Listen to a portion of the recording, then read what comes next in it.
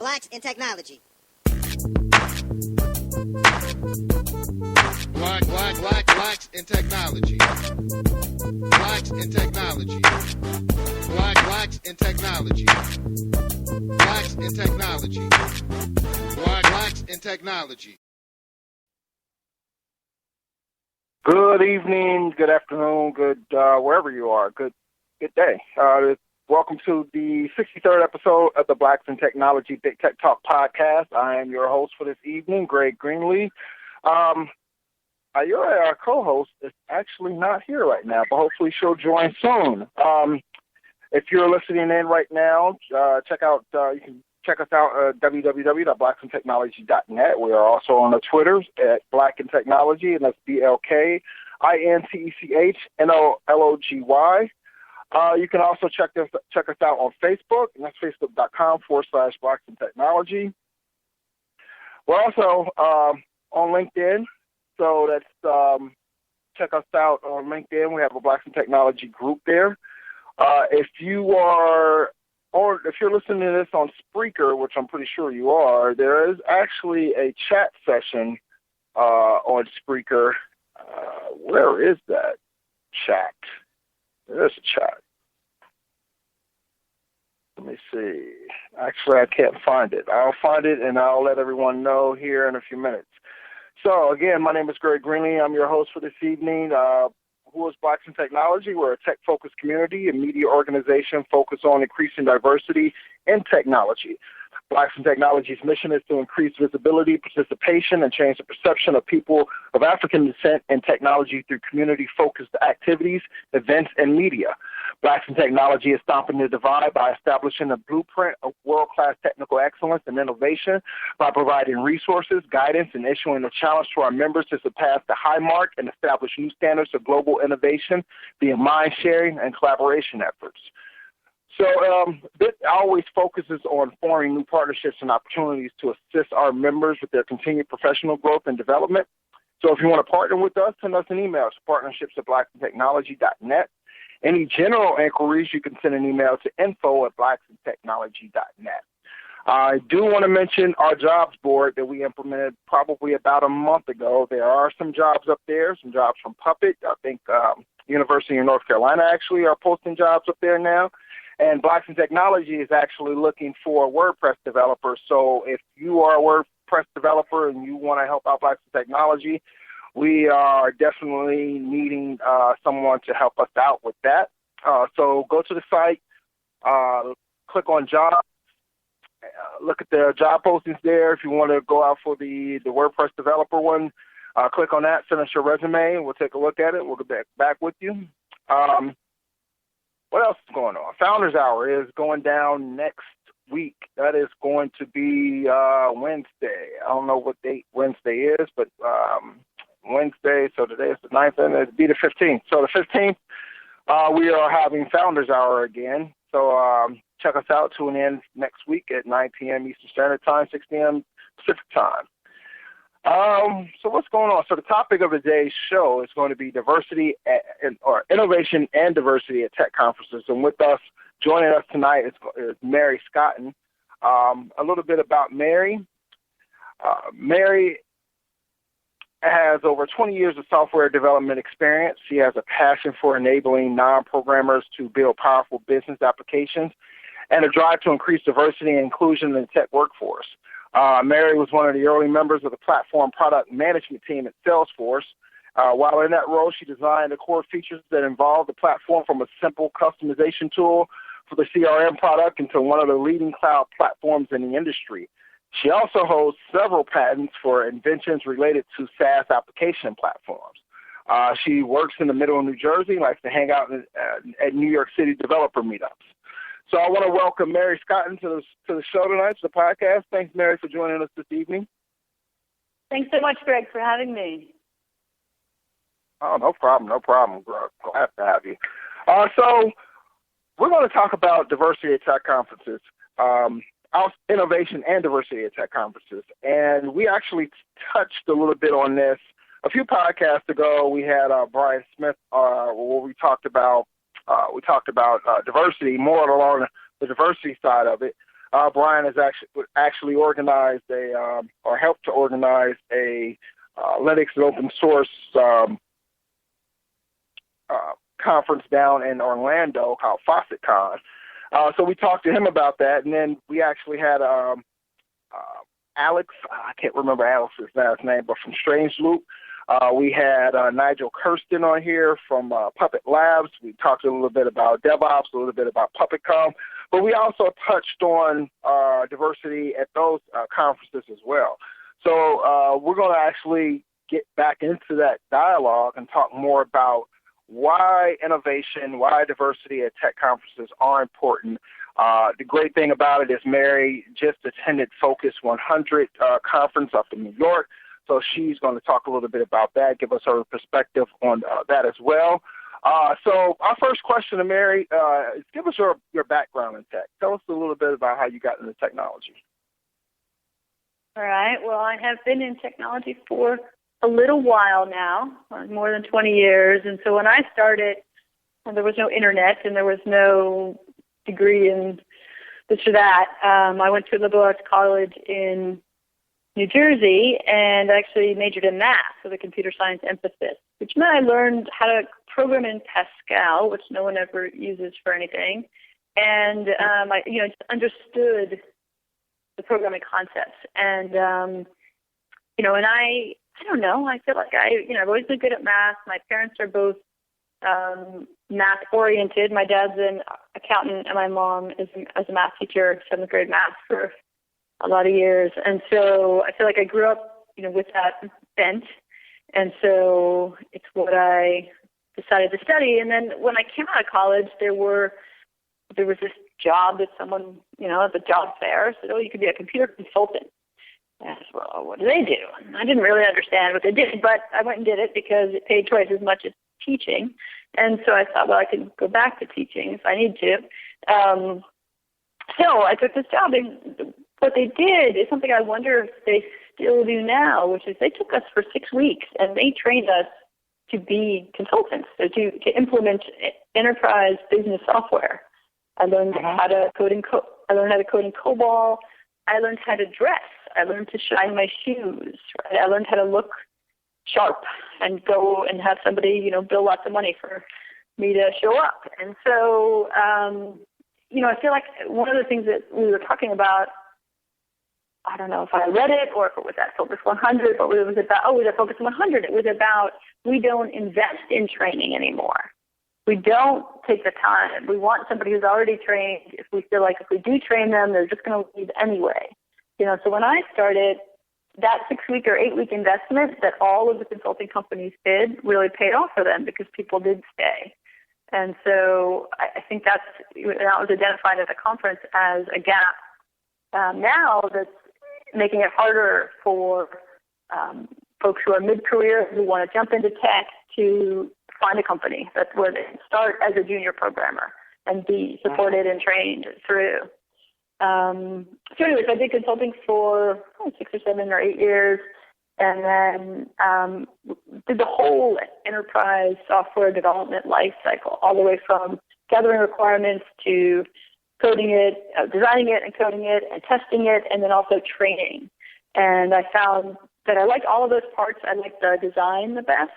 And so I ended up doing functional design at PeopleSoft for 7 years, and that brought me out to California. So I grew up in New Jersey, and PeopleSoft brought me out to beautiful Pleasanton, California, and which quickly turned into living in Oakland, California. And so I lived in Oakland for 12 years, working at PeopleSoft and then at Salesforce.com, and doing functional design, which turned into product management, which is a fantastic job because you get to invent new things. That's where the patents come from. And, design things that make customers happy and work with developers and development teams to build something that didn't exist before. And so that's sort of my arc. And now at Salesforce, I'm a developer evangelist. And that means that I am responsible for training and enabling our developer community. So whatever our developers and Salesforce admins need to be successful, that's what I'm out there doing. And that looks a lot like going and presenting at conferences or writing blog posts, playing with new technology, and some of it's one-on-one, hanging out with a customer and kind of talking them through, helping them out, helping them get started. And one of the things that we're responsible for is the experience that will happen next week, very, very soon, at our customer conference, Dreamforce.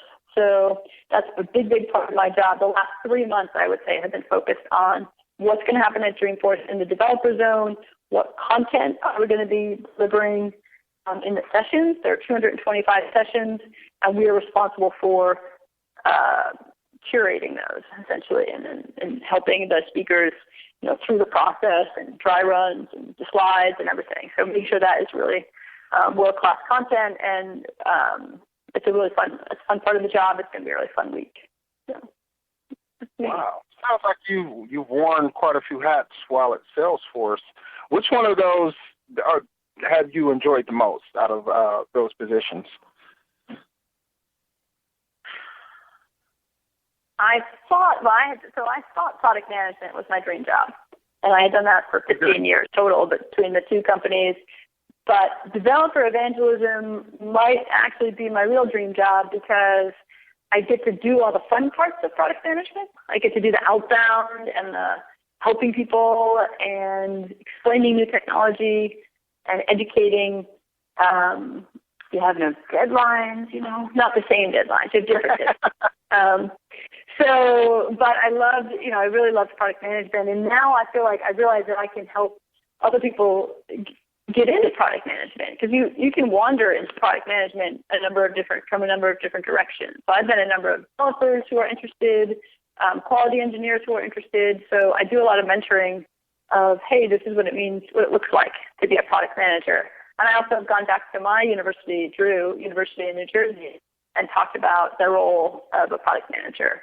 And it's not something people talk about when they talk about technology, but it's actually a really fantastic job. So if anyone wants to talk about that, let me know. But excellent. I would definitely, because, we have quite a few,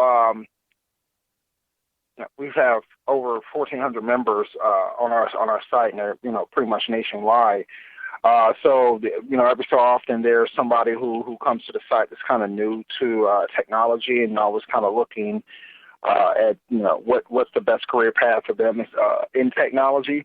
Haven't come across a lot of people looking at product management, but I think that, being able to speak on it to understand a little bit more about what's involved with product management, because when people think about product management, they think more of a managerial aspect of it as opposed to, more of the technical side of it. And that sounds like it's not entirely true. So, we'd definitely like to maybe even have you on a podcast again just to talk about that aspect of it and what is all is entailed in product management.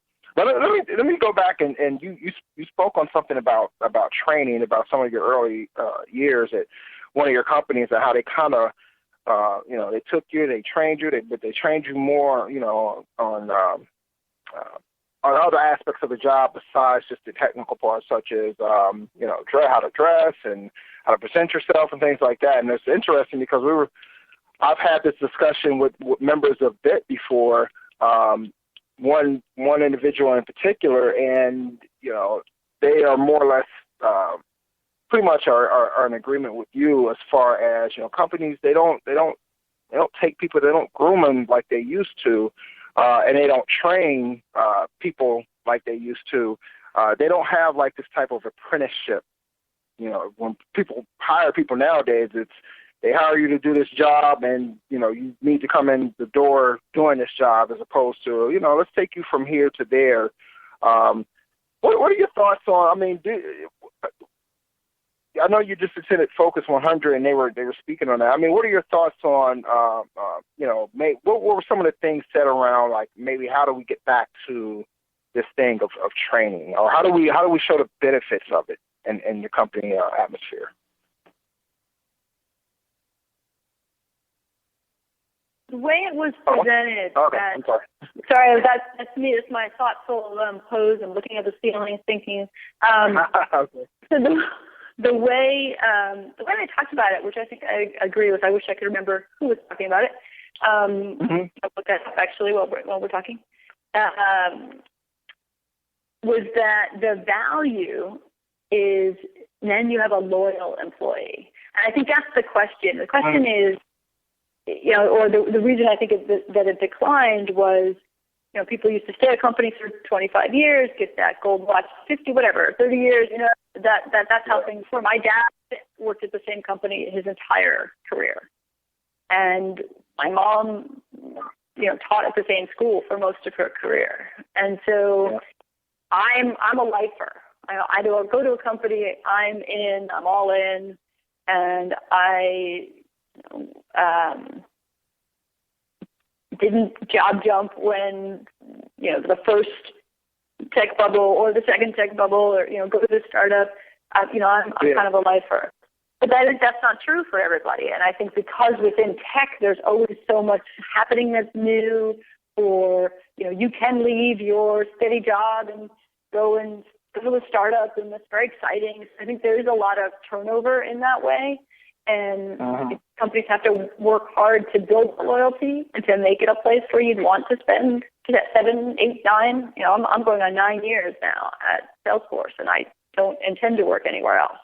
And so, to build that kind of loyalty, the argument was that if you do get people who are, especially mid-career or non-traditional backgrounds, so I haven't been to college, but I went to a developer boot camp, and so I'm eager. I want to do this. This is important to me. I see this as a really great career. If I can start in your company, and you're willing to invest in me, then I will be loyal to you, and I will stay. And I think we have to, make that case in a stronger way, maybe show some of, kind of bring visibility to those times.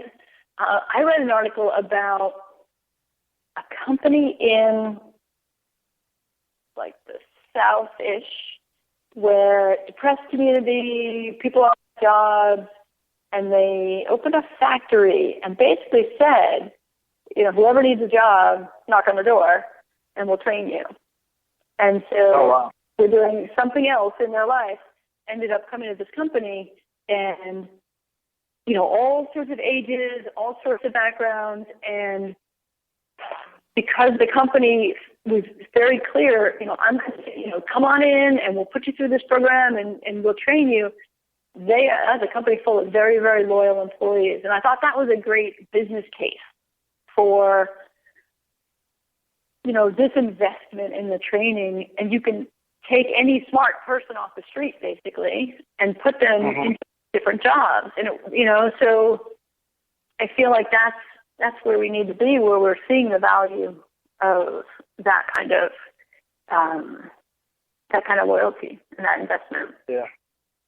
Yeah, I agree. And, and just to add to that, I think there's also a stigma as well, especially within the tech community, that if you're staying at a job for like more than 5 years, then there's something wrong with you, right? Like, you should be thinking about the next, best thing, and staying at a job for either, getting out and starting your own company or startup or whatever, or getting into something bigger and better. But if you're at this company for 5 years, and you're not doing something. 9 years? 9 years? You think if I was for 9 years, that's not a very good employee? Is that what you're saying, Greg?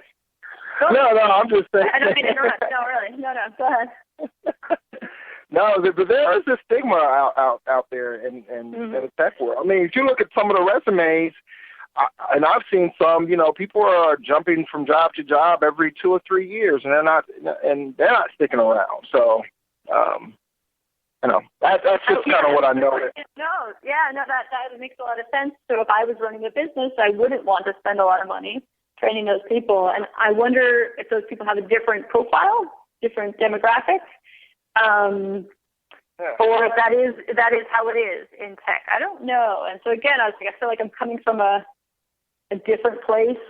I'm not I just out of college, or 10 years out of college, and so to me the consistency and the stability is important. I've had kids for the past 19 years. It's to me, the stability is really important.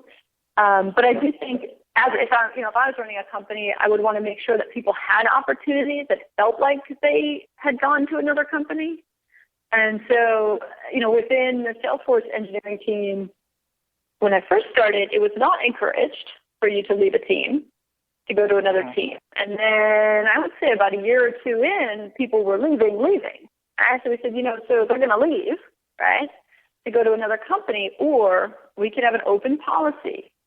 And so we started something called Open Opportunity Market, and we had job fairs. So every release, we have 3 releases a year. Every release, if I was a product manager, I could go and essentially pitch my product area and say, hey, come and work with me. I'm building point-and-click tools that allow non-programmers to build applications. Do you want to join me? Here's my next project. Ooh, here's a picture of it. Would you like to build it? So everybody, was vying for this talent that was already in our pool. And that allowed people to then gravitate towards things that interest them and they were passionate about. We even had a point where people built a team because they had an idea, and so 3 people got together and built out that idea. And that team was fantastically productive because they were passionate about that. They had chosen that job. No one said to them, you're going to work on this team. They had chosen that team. And so that dynamic, I think, allows for both things, job jumping, but within the same company. And I think that's a way to make that work. So we've had people, our engineers who are brilliant have stayed for years and years and years, 10 years, right? Which, because they can then work on the things when they start to burn out on one area, there's something else to work on. And so I think that's super important to try to meet that need. Yeah, that's actually a really good, I guess a really good take, a really good way to do it. So let's get into what this podcast is about, innovation and diversity at tech conferences, and it's really near and dear to my heart, and also kind of what Blacks in Technology is all about. Recently, we partnered with PuppetLabs. We've also been partnering with a number of different organizations in order to help more underrepresented people get to these tech conferences. Me personally, I think that these tech conferences are where it's at. That's where knowledge is at. It's where you get a lot of knowledgeable people in one area at one time, and you can pick people's brains. You can listen to extraordinary talks about in-depth technology. Some stuff that that is cutting edge. Some stuff is some of the emerging technologies that are happening in our industry, and some of the stuff is just what's going on right now in technology, what some of these bigger companies are using, and some of the trademark secrets that they implement in their environment. So I've been really focusing on getting these organizations and having them understand why the need of for diversity at their tech conferences is important. We had about between 8 to 10 members of Blacks in Technology attend PuppetConf. We recently gave away 3 tickets to DevOpsDays Chicago, and some O'Reilly conferences as well. So I wanted to have you on here because talking with Ayori. Unfortunately, she's not here tonight, but I know that you have a passion for and a drive to increase diversity and inclusion in the tech workforce. And so I thought, and I know you're helping to work on Dreamforce as well. So I thought your insight into innovation and diversity at technology conferences would be really insightful. So let's start with innovation or diversity. Which one is more important, or do they feed each other somehow? So what are your thoughts on that? Yeah, that's an interesting question because I don't see it as an either or. I feel like if the question is, at a tech conference, should we just be focusing on bringing, only innovators in, or should we be looking at a diverse set of speakers? Like, where are you going with the question? The tech conferences? Yeah, so exactly. I mean, do you feel that, technology, because I guess, when we hear about, some of these technology conferences and some of the organizers, there's always, and when people start bringing up diversity, one of the things they want to say is, we're trying to get the greatest and the best and the greatest here. This is something, that, if the people want to be here, they should be here. We're just focused on getting the best speakers, the best tech here, the best innovation.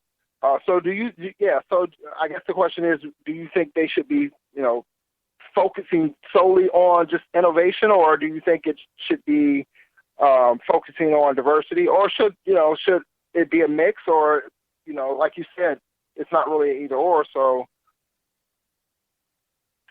Okay, so phrased that way, I feel like what happens is people look for innovation inside their circle.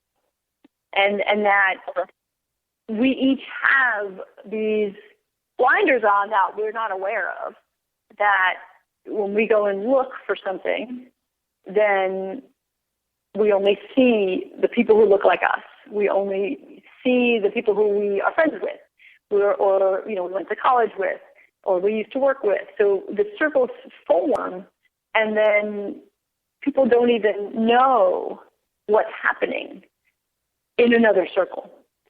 That's what I've seen, and that's what I think happens. And even in my experience of going to conferences and trying to figure out in my new role as a developer evangelist, I speak at Salesforce conferences, but I also speak at third-party conferences. Well, how do you get invited to a third-party conference? Well, it turns out you probably have to know somebody who is running the third-party conference. That it's sort of like getting a job. It's easier to get that job if there's somebody in the company who can vouch for you. Mary's a great speaker. You totally want to have her here. Mary's a great worker. She's a hard worker. You want her in your company. So without that personal reference, you're just sending in that CFP for the talk, then, you're just another resume. You're just another application. And so I feel like there is this networking that happens. And, I see it at Dreamforce, I see it at other conferences, and I saw it at Focus 100. And so, people know each other, and they are working on projects together.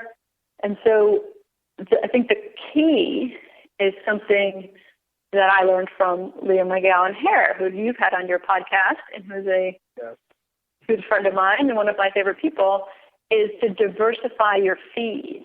And so if your feed, we talked about this in terms of Twitter feed, who are you following on Twitter, and essentially analogous to who do you spend time with, and what newspapers do you read, or, what sites do you look at, what blogs do you read? And so what's in your vision, what's in your circle? So when I started to diversify my feed and not just follow the people I already knew in the Salesforce community, then I found out that there were lots of things going on, like Focus 100, which would have never come across my feed otherwise. I've started to work on planning for Dreamforce with all of the employee groups internally, and we have a Latino force. So Latino and Latina employees at Salesforce, there's a group around that. And so I started to follow people, Latinos in tech, right? And just, whoa, there are these things going on. There's this, conference, or this startup, incubator, all these circles. And the question is, how do we, diversify our feed, see what's happening in the other circles, and then in planning a conference, you will find the innovation you're looking for outside of your circle when you start to look in those circles. There are people doing amazing things everywhere. It's just a matter of, where you're looking. Does that make sense? Yeah, no, definitely. To that point, I've actually seen an uptick in conference organizers. People who are running these events reach out to Blacks in Technology and to try to source speakers from our network, which I think is a great thing. And they're doing the exact thing that you're talking about is, reach beyond, your set of friends and reach beyond that. If you want to bring in, diverse speakers, and with that bring in innovation as well from other cultures, then you have to reach out beyond where you would normally reach in order to bring these people into your fold, so to speak. So yeah, I definitely understand what you're referring to. So what are some of the things that you've been doing to kind of inspire and prompt innovation through diversity in your field? One of the things I do is related to what we were just talking about, which is call people out if I see a lack of diversity. And I was just looking through my email. I sent a polite email to, I don't know, there was some post on something. It was, these women of this age, whatever, tech something. So I scanned through the whole list. It was like 35 people. And I was like, okay, great. And so they're pretty much all white, except those two. And so I sent a notice and said, that's really interesting. I'm surprised that you weren't able to find, anyone, and the woman who wrote back is like an intern, and she was like, that's a great point. Thanks so much for bringing that up. And again, it's like, I don't know where to look. It was one of those things where it's like, I don't know where to look, right? And so again, the blinders are on, if you're looking at whatever particular media. And so, I think that having, suggesting to people, groups to follow, and I think, Blacks in Technology is a great gathering point. And so I love that you have the job boards now, because that's the next thing. It's like, well, nobody applied to this job, and so you're like, well, where did you post it? So it's that whole thing about crossing over and saying, okay, I'm going to post in places where the people I'm trying to attract might actually be, right? That way that's, I'm looking to have a diverse workforce. I'm running a company that's inclusive. Like, you're welcome here, everyone's welcome here. I feel like, putting that message out. But that's what was the question? It was about what am I doing? So, yes. Yeah. So did I mention this conference we're having next week? And so it's called Dreamforce, and 100,000 of our closest friends get together here in downtown San Francisco and talk about all of the facets of Salesforce as a company. And so we have our sales product and our service product and our marketing product, and then we also have our platform. And so within the bigger conference, the developer zone is the tech conference that's happening. So in other parts, there are salespeople and marketing people, and there's a foundation, so all of our nonprofits, like there's a whole bunch of stuff happening. But in the developer zone, second floor, Moscone West, 10,000 or so of our closest friends who are in the developer community are there. And last year, I did a little something where I had first noticed that there weren't that many women in our developer community. So I want to do an event that, brings the women together. We're going to talk about it and see if there's anything that we should be changing or doing to make it more inclusive. So I did a 4-hour Women in Tech Salon at last year's Dreamforce, and we held 3 sessions, and they were well attended and had good feedback. And I was like, okay, I'm focusing on this, women in tech. That's what I want to focus on. And then throughout the year after that, some things happened, and I had this kind of aha moment. I would say around February this year, possibly around the same time that Google and Facebook put out their diversity numbers. And I realized that women were not the only underrepresented group in tech. And so I had to actually have that conscious moment where I realized that. And I can tell you where it was if you want me to. But that realization and those numbers coming out, like 15% starting to look pretty good next to 2%. Right? And so that really opened up my scope of internal activism, where I can use my position to increase inclusion in our community and in the broader developer community. And so this year is the first year that at Dreamforce, when we're planning the developer zone, that diversity was a core value of the planning. And we were very conscious about everything. We look to see what are other people doing. Like you said, PuppetLabs, like what are other conferences doing that are doing it well? Who's been able to increase the number of women who come to their conference? What types of outreach? What types of activities? What are people doing? And so we took a look through all of that. So everything from what does your marketing website look like? Is it full of white dudes? Like, is that it? Okay, that's your conference. And so I now have the head of our developer relations group sending me emails with pictures of other people's conferences and your pictures going, look, Mary, only white dudes go to that conference. Like our conference is so much better. And just that awareness throughout the whole team and throughout the whole process of planning a conference, it's complex to plan the conference. And so one of the things I did was do an outreach before the call for papers to encourage women and underrepresented minorities to submit papers. Hey, even if you haven't done this before, our process is really great. We'll take you through it, and please do submit sessions. So we did get a big increase in the number of women who submitted. I don't have the data for in terms of other aspects of diversity, but I did see a few trickle in that were, hey, I saw your Google Hangout, and here's my submission. So we had a whole track essentially of people talking about diversity overtly, right, consciously, and we're having those conversations. Throughout the whole week in the Dev Zone. I've also partnered with the employee groups that we have at Salesforce, and each of them is running a meetup or an activity specifically for their area, and reaching out to the developer community and building that networking, because again, it's those relationships. And so you can network with anyone, but if I give you a place to come together to network with other women or other people of African descent or other Latinos or other people who happen to be gay, lesbian, bisexual, transgendered, then at least that you're safe, right? That you're in a place where everyone understands each other, and it makes the networking easier. So we're creating those spaces, and we're having these conversations so that the broader developer community who might not be thinking about diversity is now not only thinking about it, but being told, hey, here are some things you can do when you go back to the office.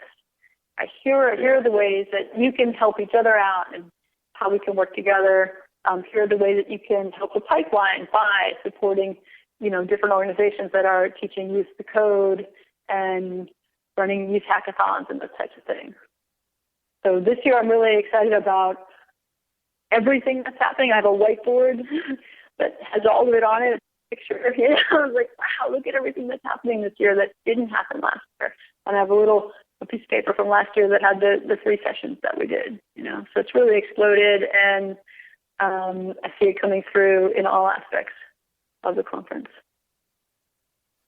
Well, I definitely want to applaud your efforts and Salesforce efforts on bringing about that type of change, because it's definitely needed. And I thought it was real interesting when you were talking about, the whole marketing aspect of it, and, just simply looking at conference, photos and saying, hey, this conference is, all these photos just have, have white guys there.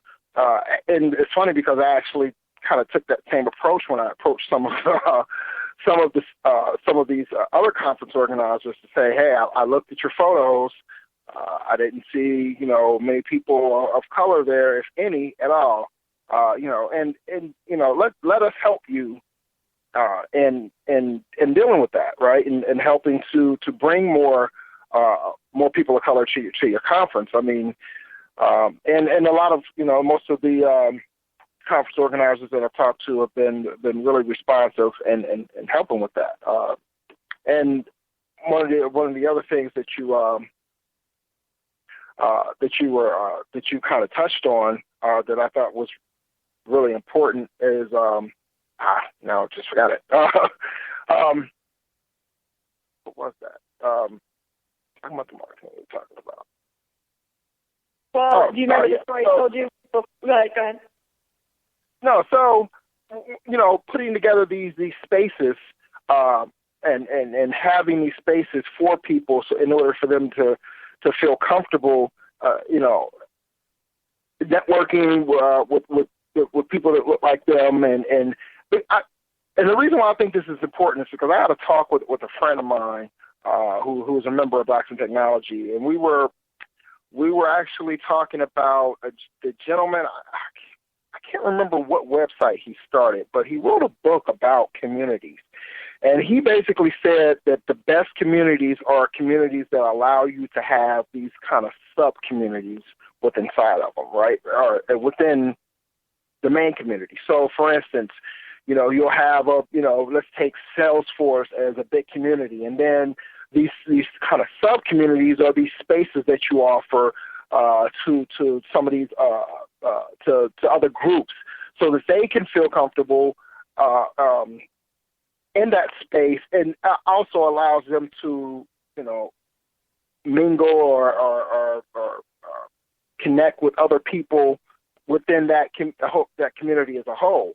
And I thought that was that's very important. I actually talked to some gentlemen at PuppetConf, and he kind of frowned upon that whole notion of having this, this space set aside, because I think PuppetConf did something along the lines of, they had like a women's breakfast, right?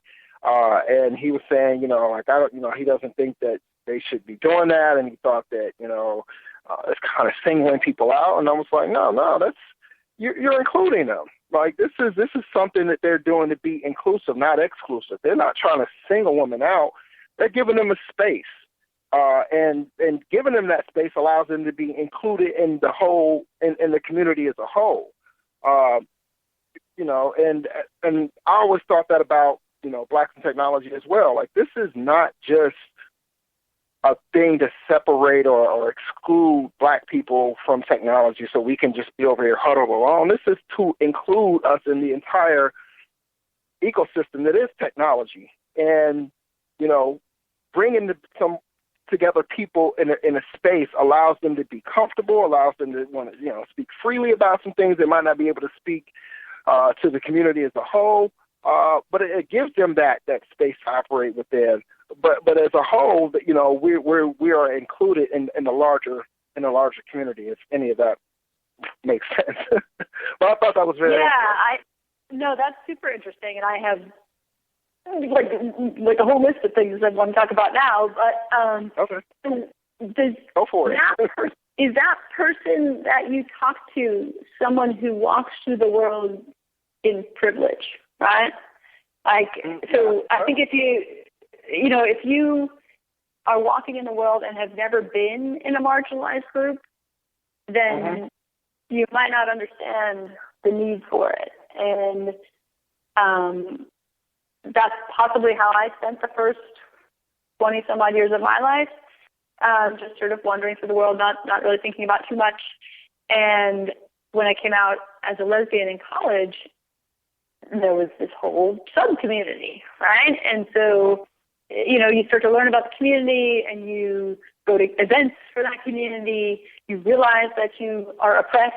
You realize your rights are different than other people, and you sort of form this bond that is necessary, and you want to be in a safe space, and you don't feel safe most of the time. Right? So you want to be somewhere where you're with someone who's in your group or someone who's an ally because they've come to the space to be with you. So even when we were planning what we were going to do in the developer zone, so I'm on this call with the heads of all of the different affinity groups at Salesforce. There's 5 groups. And so there's Women in Technology, Bold Force, which is employees of African descent, Latino Force, Pacific Force, and Out Force. And we're talking about having, different events. And should we have one event that's like, let's all party? Should we throw a party or a meetup that's you're diverse, come to the meetup, or should we throw a party that's specific for each group? That was a really healthy, interesting conversation because people were like, well, and I think this was the first point that we were talking about working together and sort of crossing over between our groups. And some people fall into multiple groups. And I think that people see that. It's like, I'm not just one, I want to work together. Anyway, the outsource group has a party, and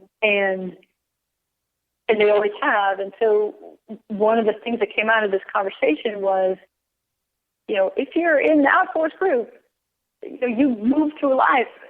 It's hard, right? And not everyone likes gay people, right? It's a big deal. And so you don't want to have a party where you're not sure if the person that you're talking to, doesn't like you because you're gay or lesbian or bisexual or transgender. So, you want to go to the party and just have fun. Because it was, sort of this very, sort of a dance of what are we going to do and where should we hang out? And so that's a separate party. Right, and we are doing meetups that are separate so that that you're in your collective, and then there's actually a joint event happening between Bold Force and Latino Force, where they're doing this session called Global Mobile.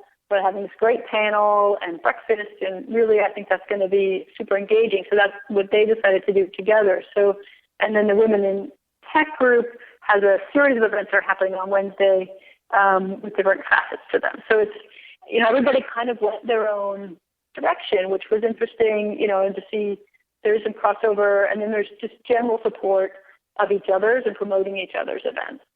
So long story short, I think it's important that we have our separate spaces, and I think it's important that we work together. So, I think there's respecting the separate space, and then there's working on an organizational level to plan things where we can support each other. One of the strongest things that happens with Aori and myself and with Leah McAlliher and myself, where we can support each other in the company. I can give a shout out when Leah or Aori does something.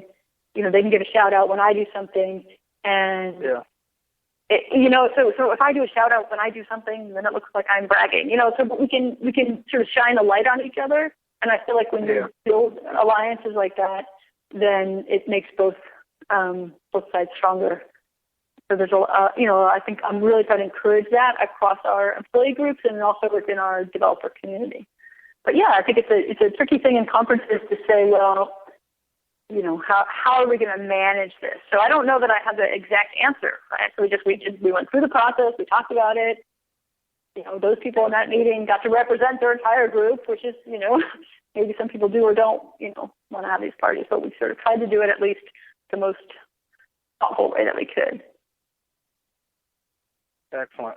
I mean, the fact that you all have initiatives like that going on at Salesforce and are able to talk about it and bring that all together and work it out that's a testament of, the place where you work at. That's great. Not a lot of companies are able to even, get to that point. So I think that's a great thing. Tell us about Focus 100. Tell us about your experience there. Well, first, if you can, let us. Oh, go ahead. Go ahead. No, I was going to say, if you could tell let our listeners know what Focus 100 is, and then tell us about your experience there. Sure. So Focus 100 is a conference that is put on by Digital Undivided, Digital Undivided, and it's in New York. This was the third year, I believe, and the last year, turns out. So that was announced on the second day. And so there was a day of sessions and a day of hackathon. And so I attended the day of, with the sessions, but I wasn't able to go to the hackathon. So at the hackathon, they announced that they aren't going to do it again. But Digital Undivided funds startups led by women of color. And so what was neat about the conference is they had the people they had funded last year come back and show, this is the product I built, and this is, the company I'm running, and this is what we do, and they were demoing, and that was what the expo area was focused fellows who had come back to show how they were doing with their company. So very entrepreneurial, startup focused. They build themselves as the most diverse tech conference in the world. And actually, when I told this story before we got on, but talking about websites and perception. So I Focus 100 had come across my feed. I was like, a diverse tech conference. I want to go. Right? So I'd had it on my calendar. It's right before Dreamforce. So I bought the ticket for the Monday. It was on October 3rd. So the Monday of that week, I went and Googled Focus 100. I got something came up and said, Focus 100 tech conference for Black women. And so I said, well, I can't go. And then that was it, right? So that was, boom, that was, pictures like, I'm not welcome here. So I didn't get a ticket. And then on Thursday, I was talking to somebody who I got connected to through somebody I met at a hackathon, talking about, wanting to work more with women who were kind of second career, coming into Salesforce. Anyway, so I got connected, and I'm talking to her on the phone about something else, and she said she was going, and I told her, can't go. And so, what? What? No, you have to go. You have to go. So I'm on the phone with her, 11 o'clock in the morning, and I get off the phone, buy the ticket, clear my whole schedule for Friday, buy the ticket and go, and it was fantastic. So I believe that it started as a tech conference for Black women, again, to create that space that was supportive and safe, and, you knew that everybody who was there was on the same page. And so what was nice about this year is that everybody who was there, even though they weren't all Black women, they were all on the same page. So everyone I talked to, is working towards changing the ratio, working towards stopping the divide, working towards having these conversations at work. They had Maxine Williams from Facebook, head of diversity at Facebook, talking about what are they doing, that's actionable. What are the steps they're taking? And what I learned from her is that she spends time every single day talking to someone who works at Facebook about diversity at Facebook. Oh, wow. It's not just one meeting or one bullet point on a slide for our plans for the year, but she is sitting down at lunch talking to the head of this department or that department and just making sure that that message is getting out everywhere in the company. So that's something I took away that I feel like we need to be doing at Salesforce. And so within our affinity groups, we're all talking about it. We're all talking to each other about it, but we're not talking to the broader community. So that's something, that I took away from the conference. I also, they had a session on the importance of networking. And so again, we're creating a space for people to network because that network is really important. And so two women came up who went to college, who I think grew up together, went to college together. Now they're both working in Silicon Valley. They meet once a month for lunch, and, they are each other's mentors, and they can talk about work and help each other grow. It's that kind of network that you want to build. And that was a really interesting conversation. There was another interesting conversation about how search algorithms work. And, I wish I could remember her name. She's a professor. She's researching search algorithms. And, there was some really disturbing search algorithms that she talked about where, these are things that are, and I was telling somebody else about it, and they said, well, I just thought those things bring up the most common thing people have searched for. I'm like, well, yes and no, right? Not exactly. That there's more thought to it than that in those algorithms, and how, your kids could be searching for something and see a little something that you don't want them to see, and how you can make a change in the algorithm to make that not happen. So that was something that was super eye-opening for me because I never really gone through that. So yeah, and I feel like it was just a bunch of people talking about important but sometimes difficult conversations, and the people there who were not Black women, who belong to organizations called things like tech something or other, where it's really white and Asian guy in tech, Yeah. Why are we not crossing over? Why are we not reaching out? And I felt like everybody who was there had that mission, and sort of it was a really good conversation. I think it was all recorded, so I'm hoping that they'll put that up on the website. So it's Focus 100. Excellent. Yeah, what I love about when people take that initiative, and people that are within different cultures, they take that initiative and do what you did. They go ahead and attend conferences that they are not for sure. You didn't really know. You were saying that it was Black women. So, what I like is that this cross-cultural type of experience that we can have, that can actually strengthen our networks as a whole. When people they see Blacks in technology, they automatically assume that they can't join. And I'm just like, no, this is actually for we focused on our group, on our culture, but as a whole, anyone can join, because any information and any knowledge is welcome. The reason behind creating this space is so that we can collectively strengthen our network and strengthen our knowledge base, and strengthen this kind of pipeline of information that people of color have within technology itself. And so that was the main goal, to be able to have a community where we could go and talk about tech, feel comfortable in this space, move around in this space, connect with other people, and but it's not.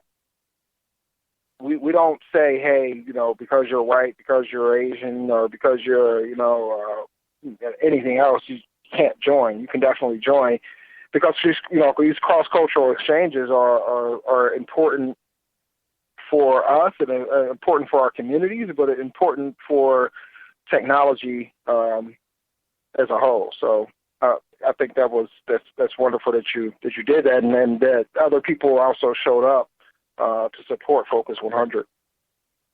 Yeah, I feel like one of the things I learned from the Women in Tech work that I was doing is I did a series of blog posts that profiled the women in our developer community. Women, just everyday people, in our developer community, and just got a little bit of their story and their background and what they do, and started posting those on the Salesforce Developer Relations blog. And the feedback I got some props from women, but I was getting, retweets and feedback from men. I was like, oh, they read my blog post, and they read the whole thing, and it was impactful for them. And one of them, I believe, is listening to us right now, Matt Lacey. So shout out to Matt Lacey, who, always would read the posts and repost or retweet them, and is working, within his community in Australia to mentor women and understand the community there.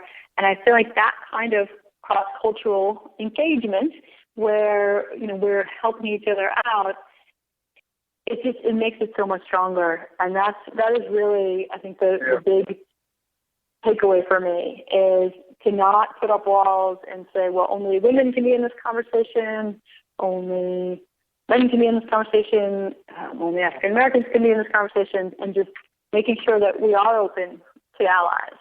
And so, anyway, that was my, kind of really seeing how effective that is, right?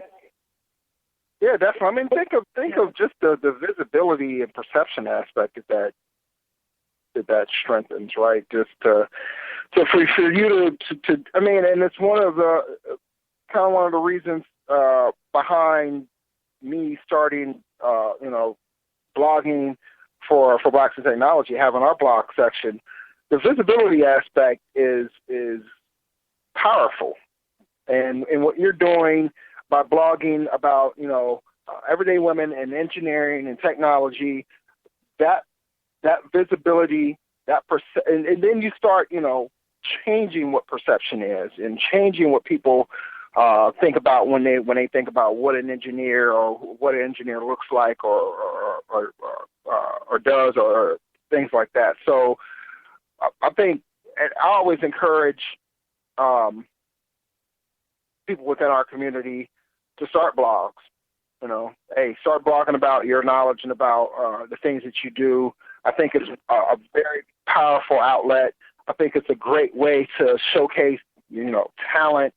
I think it's a great way to change, perceptions of what people consider, a quote unquote geek or engineer or computer scientist. So I applaud you definitely on that effort as well. So yeah, go ahead. When you were introducing Blacks in Technology and visibility and participation and changing perception. Yeah. I'm listening on mute, going, that's what I want to do. I want to do that. Yeah. Go ahead. Oh yeah. It's funny because a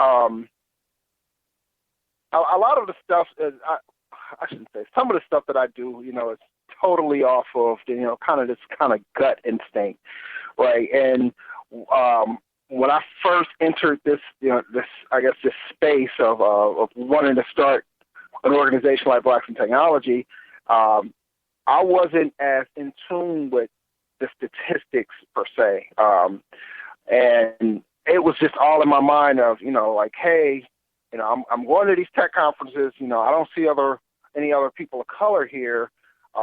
It would be nice, for people of color to come to these technology conferences just for the value of getting the knowledge and the interaction and some of the things that I enjoy going to tech conferences for. And my thought was more along the lines of, well, how come Black people aren't coming? How come people of color aren't coming to these tech conferences? Then some of them are not that expensive. As a matter of fact, the one where I had this epiphany was free. Is it because we're not aware? Is it a comfort thing about being comfortable? Maybe they don't understand, or maybe they're not aware that maybe other Black people attend these conferences. So that's kind of where the whole thing of, well, maybe it's just a visibility thing. When I look at the whole entire landscape of technology, and I look and I see, well, maybe this whole thing is,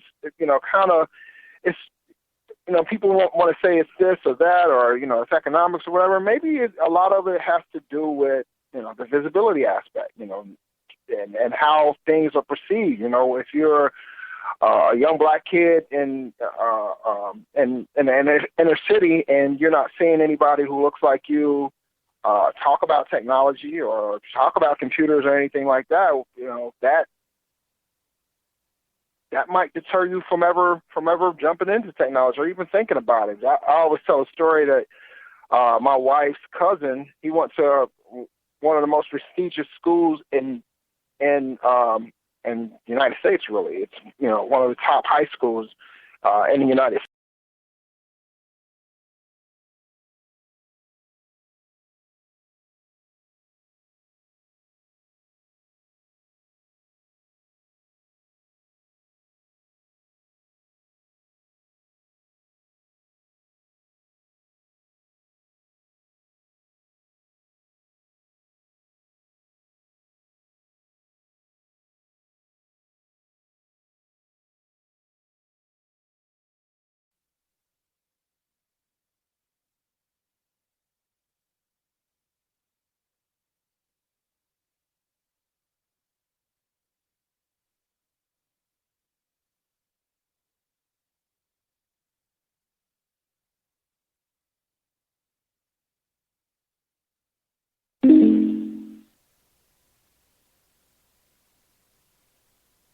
Greg?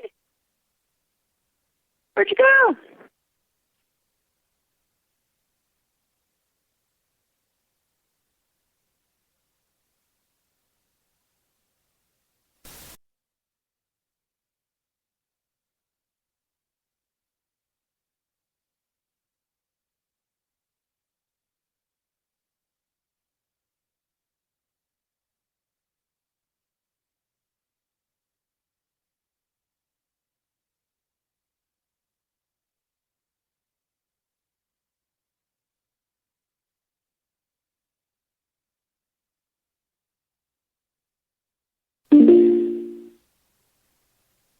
Hey, Mary.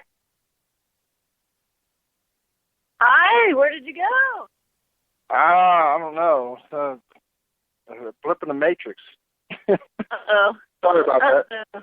Yeah, we're still live though. It's still kind of recording. I guess it's one of the caveats as to doing a broadcast live is that. Was that our call to get off stage? Was that our signal to get off stage? Maybe so. I was kind of trying to explain something. But I do want to ask you one last question. What drives you? What is your inspiration? What's your motivation? How do you keep going and doing the wonderful things that you're doing? Well, there's this woman who drives me who happens to be at home right now, all the way in New Jersey, and she has been fantastically supportive of all of the work that I'm doing, and she's actually running her own sort of activism campaign within the community, and so we support each other in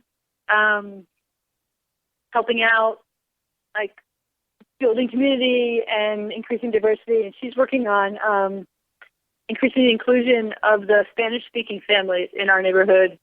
20% of the school has families who only speak Spanish at home, and as of last year, hardly anything was going home in Spanish. And now lots of things are going home in Spanish because of her. So, I feel like we have a very aligned outlook on the importance of inclusion, and this is my wife, Noah Lonnie, who we're talking about, and she, we are, I don't know, I think it comes from, being in a group that you can see, what it's like to not be in the majority and to have, you're walking in the world differently. But I feel like even when I was a kid, I don't know, I guess too much folk music listening to, just kind of the whole Pete Seeger, the 60s, that was in the house. And, my parents are kind of square 1950s kids, but, they did grow up during that time, and the music was in my house a lot. And so I feel like I've always been aligned with the civil rights movement. And, had I been a college student in the 60s, I know where I would have been. And so, I don't know, I've just always kind of had that perspective. And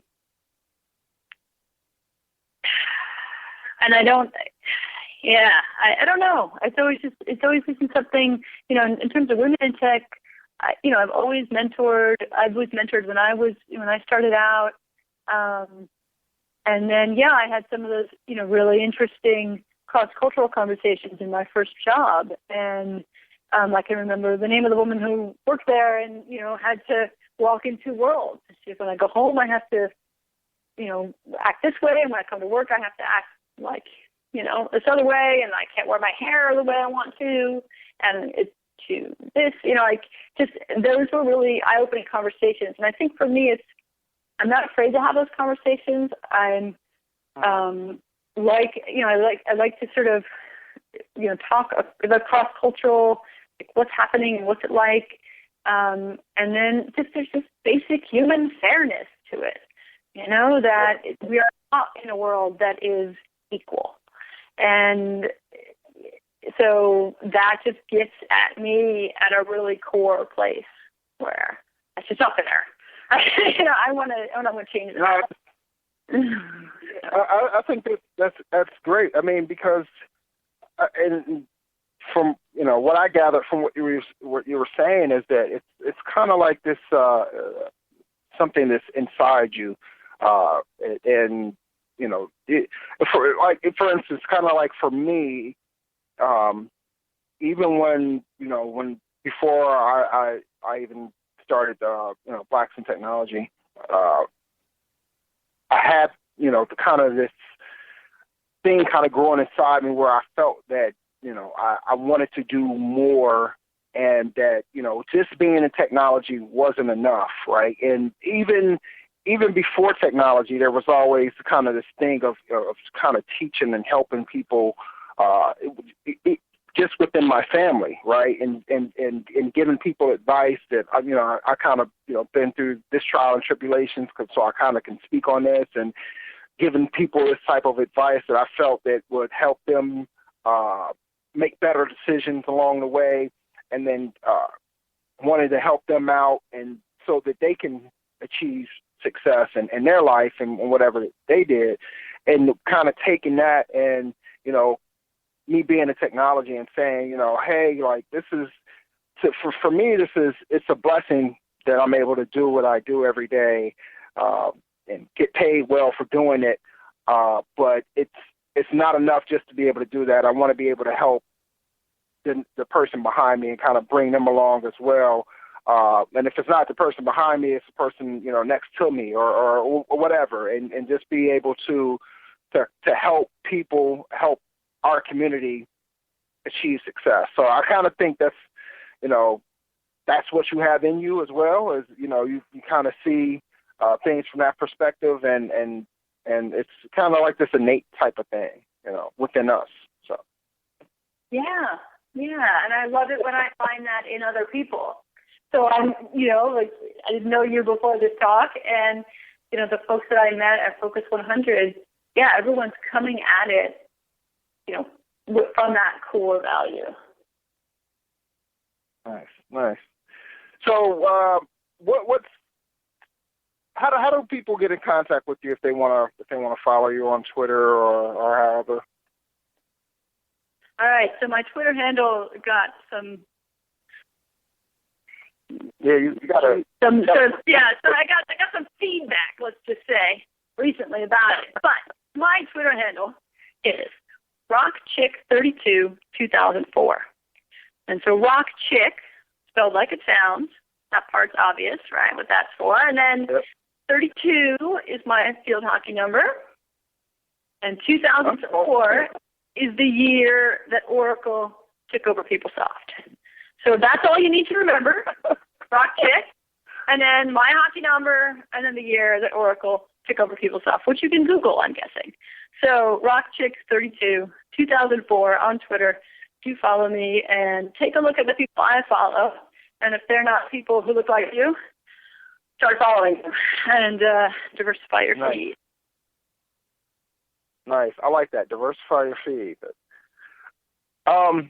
What else? Oh, real quick. When is Dreamforce happening? Is that next week? Yes, Dreamforce officially happens from Monday, October 13th through the 16th.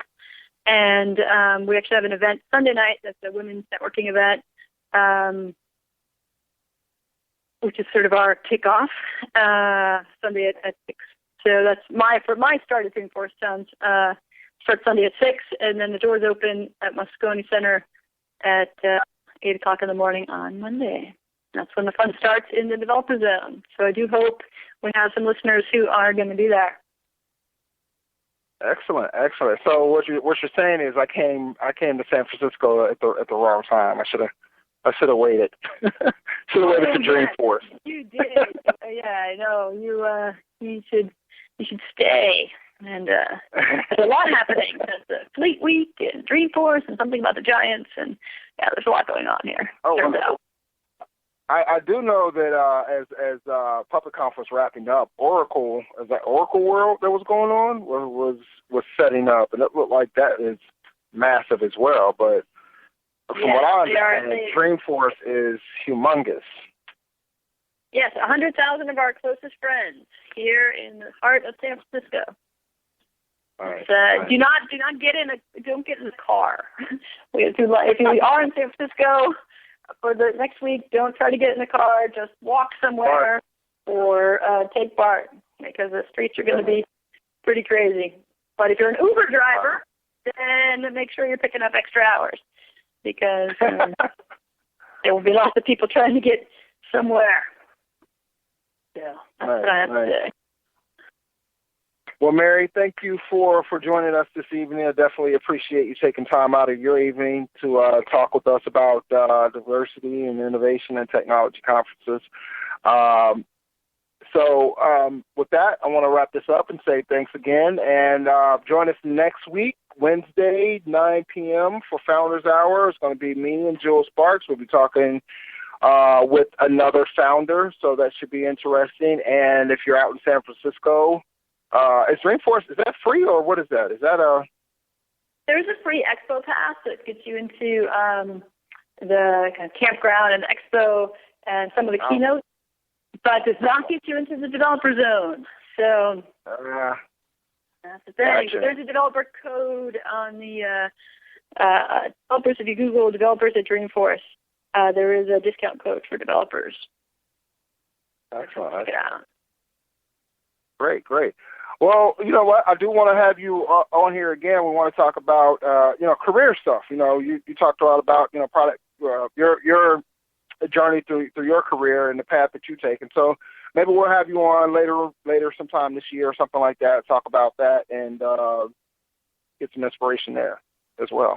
Definitely, yeah. I would love to talk about product management and, what, different companies do it differently, but, I think there's certain things that are common at the heart of it. So I'd love to talk about that. Thank you so much, Greg, for having me on. It's just, you're welcome. Thank you. Timing couldn't get better, and it was great to meet you. So I hope to meet you in person, in real life sometime. Oh, definitely. Well, you take care, Mary. Thanks a lot again. All right. You too. Take care. Bye. Blacks in Technology. Blacks in technology. Blacks in technology. Blacks in technology. Blacks in technology. Blacks in technology.